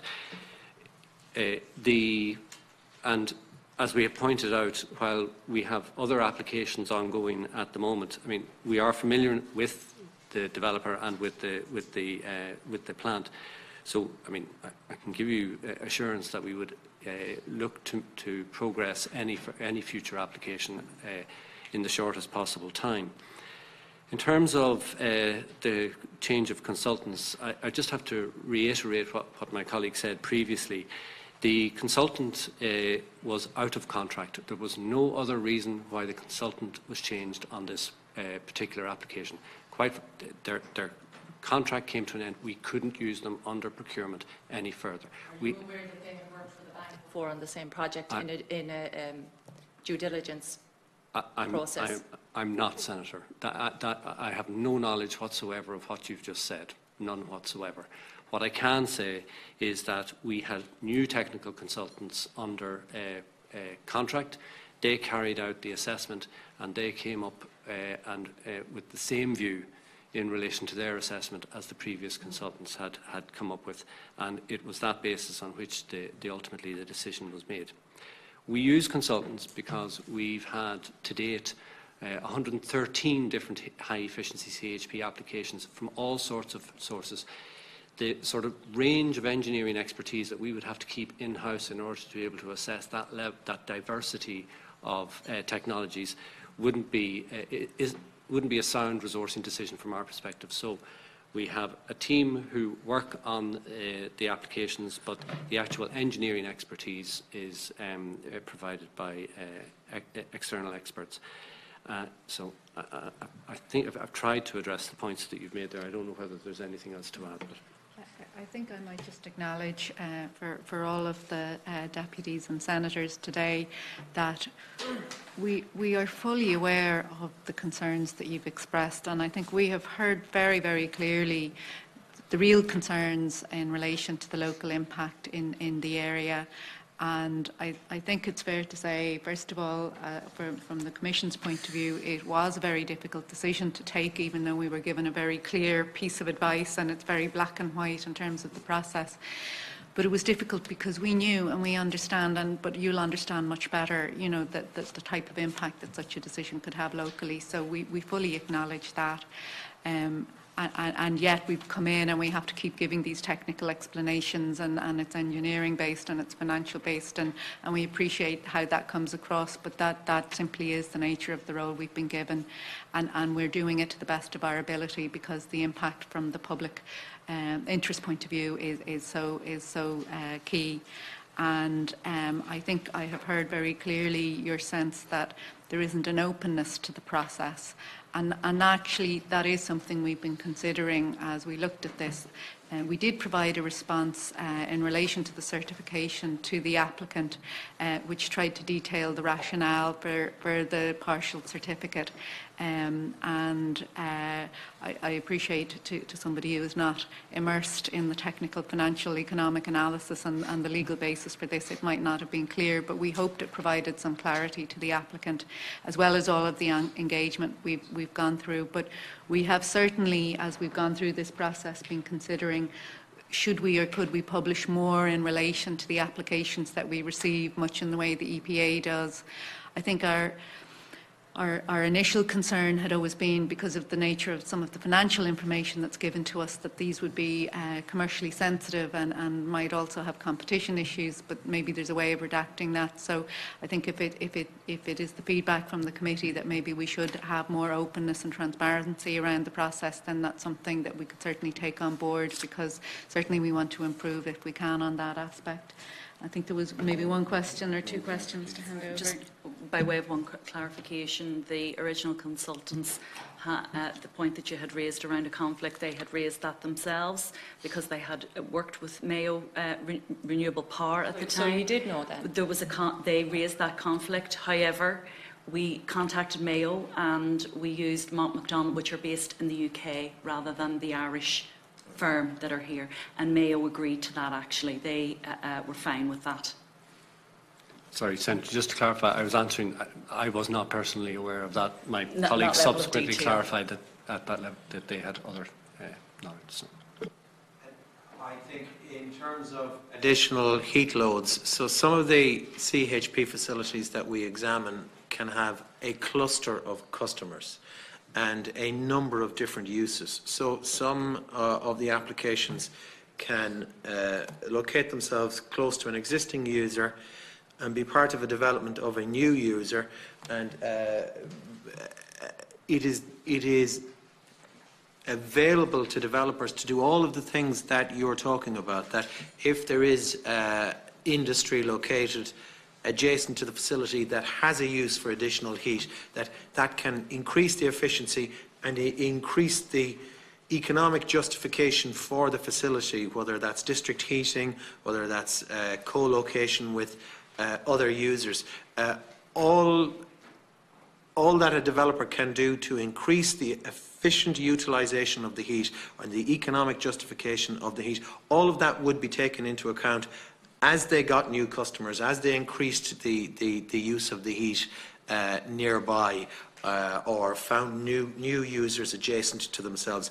All of that can be taken into account in the annual certifications. So, I mean, some of them might have 3 or 4 different uses and potentially 2 or 3 different customers in that mix, and that is something that happens, and that is an option for Mayo Renewable Limited or any of the HECHPs that we have out there, which is entirely what the function of the Energy Efficiency Directive is about. It is to incentivise that, hence the higher payment for HECHP, but to create a mechanism whereby the public monies that incentivise that go where there is an economic justification and where the new equipment is more efficient than it otherwise would be. And all we do in this is undertake the role we're given in legislation to apply the legislation and apply that test so that the incentive is out there and available, but that the incentive is efficiently applied. It goes where it's bringing correct benefits.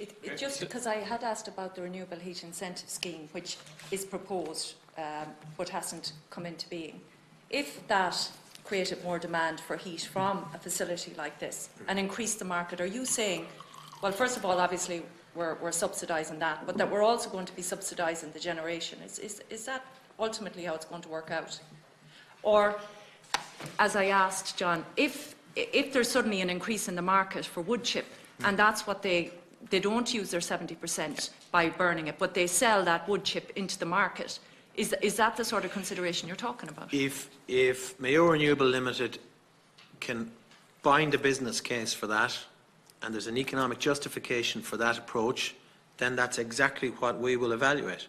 So, as you say, if the demand for this product took off, if Mayo Renewable Limited found a way to use less of their throughput themselves and sold more of it elsewhere, well then clearly that will improve the economics of the business. And then applying the legislation as guided by Europe, we would calculate the useful heat, and in that scenario the useful heat figure would go up and the HECHP figure could go up, and if the overall efficiency got above 80 for this type of plant, they would automatically get 100. If it was slightly below 80, they would go somewhere slightly lower than 53. All of this by application of the formulas in the legislation. Okay. Thanks, Senator Chairman. Paddy Brook. Thank you. Yeah, thanks, Chairman. I'd like to welcome the regulator and his staff. So, John, what you're actually saying there is that if they don't burn the 70%, but if they brought it up the road to the likes of Coca-Cola and they were able to adapt their premises to burn the pellets for heat or for generating electricity or whatever for their plant, that they could well qualify then for 100%. So rather than burning it themselves. Sorry, I think Senator, we're just straying into a case where we're trying to speculate on what would make a successful application, and that's a very difficult one for us because we can't advise on, you know, what is an appropriate business case. What we're saying is if Mayo Renewable Limited can find alternative heat source or uses for the heat, and if they can show us the economic justification, we'll assess that. We're just trying to tease out the situation. But it sounds kind of ridiculous to me to think that you can bring it up the road and use it in one plant and not use it in your own plant to generate electricity, that your case fails because you're using it yourself, rather than if you were to bring it up the road. Sure, I mean, it would be much more efficient to burn it on your own premises, rather than to have to haul it 10 miles or 20 miles away. It makes no sense at all to me in that case. But that's what you're saying. I think what we're saying is, based on the application we received, that Mayo Renewable was only able to demonstrate that the efficient heat use was worth a partial certificate. So it's not even so much the cost of the fuel makes the process that they are proposing quite expensive. It's an expensive way to dry wood chips. And I think that's what we have to keep coming back to. So when you compare it to an alternative process for drying wood chips, like a high-efficiency boiler, what they're proposing is only about a third as efficient as a high efficiency. And that is the core problem here. If you have a low cost of fuel and a low cost energy, then effectively you can afford to have a less efficient process and still meet the economic test. The problem is the cost at which they're operating and the efficiency of the process that they're proposing. So from the first application in 2012, have the boilers and have they changed, the efficiency of the boilers, have they changed to the second application, or the same boiler? So broadly it's the same plant from when the 2012 certificate was issued to the 2018 certificate, and what has changed is the business case that the developer submitted. And the business case, very briefly, the business case in 2012 stacked up because there was a low cost of fuel, and with the low efficiency boiler or dryer that they put in, it made economic sense.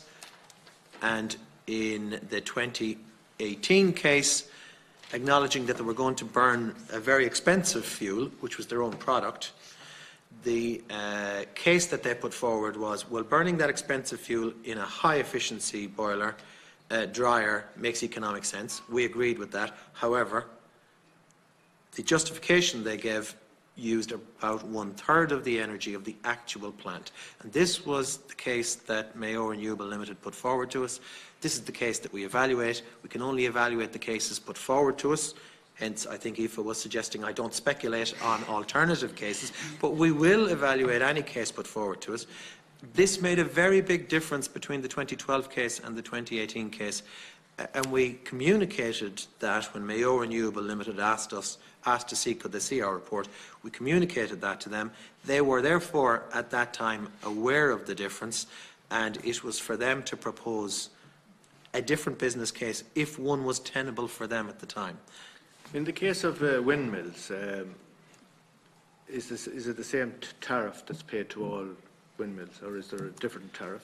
Because I'm sure that there's a difference in the efficiency of some windmills compared to other windmills, mill farms. The current renewable energy feed-in tariff differs according to the technology.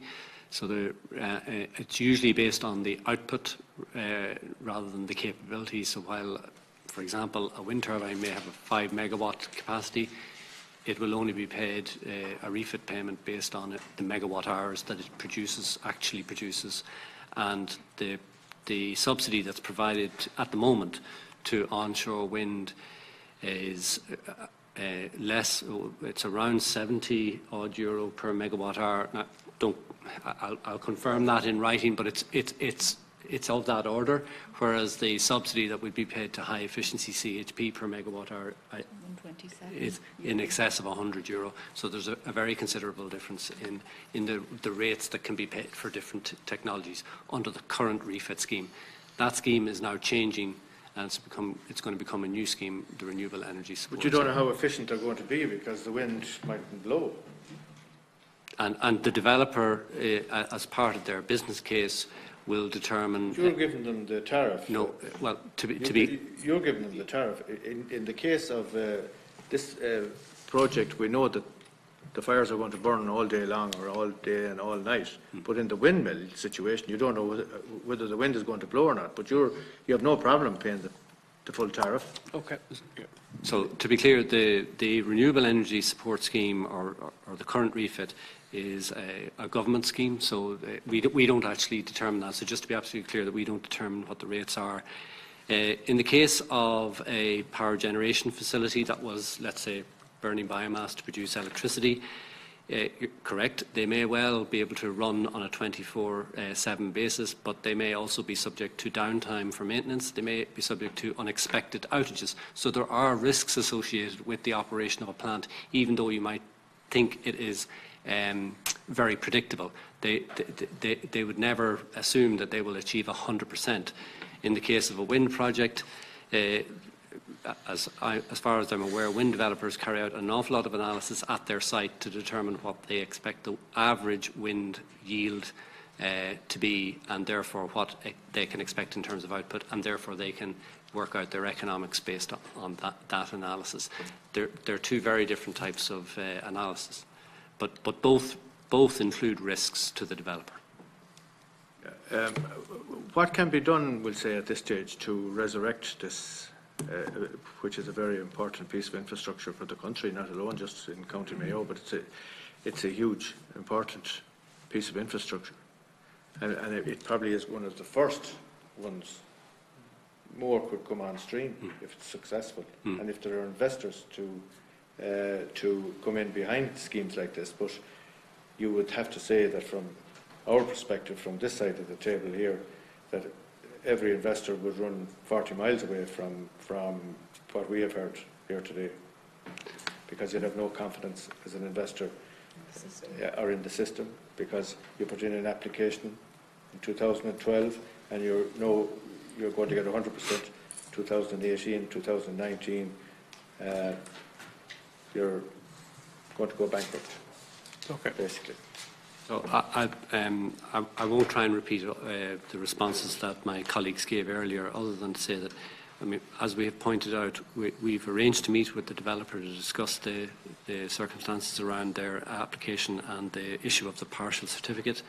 And as I said earlier, it is open to the developer to make an alternative submission with a revised case for their plant. We can't tell them what they should do because that is a business decision for them, but we will assess any new application. Can we take it that any new application that would come in, that it would be treated a priority? And as I said earlier on, we have a familiarity with this plant. It's fair to say that while our normal timelines we've stated for a plant of that complexity could be 6 months or more, I think in the circumstances here, given what we know about this plant, we will certainly address it as quickly as we can. Yes. Okay, thank you. Thanks, Chairman. Senator Rose-Conroy. My questions have been answered, and I think it's probably better to finish it on what you're saying there in terms of, I think you know from today how serious this project is and how much it means to Deputy, local you've economy. So a couple of quick ones. Just to clarify, have any partially built plants been completed? So my advice is that none have been completed, but one is nearing completion. How long are they off completion? Literally a small number of months. So I'd expect Secondly, it to be this year. the developers, the promoters, have very renowned international consultants whose view on this is completely different from yours. Have you compared and contrasted, and would you be able to provide your opinions on these consultants' views so that the promoter can see where the difference is and try and address those differences? As I said previously, the actual report that was prepared by our first set of consultants was shared with the developer. The report that has been produced by our second set of consultants concurs with the determination that the first set of consultants made. So the developer has seen, and when we meet with them, we'll look to share the information that we can with them in relation to their application and the consultant's determination on that. But they have seen the consultant's report that was produced. We gave that to them in September of last year. Finally, can I ask, I just thank the Secretariat for, and you, Chairman, that you might correspond with the committee chair after your meeting with the developer, because we've given 2.5 hours here, or 2.25 hours here rather, and I think that it will be, I think the committee will probably need to assess this again. Okay. Thank you, Deputies. Thank you, Senators. And on behalf of the committee, I'd like to thank the witnesses for coming before us today, which was very, very worthwhile engagement. I now propose to adjourn the committee, and we'll adjourn until 3 p.m. on the 16th of April. Agreed? Thank you.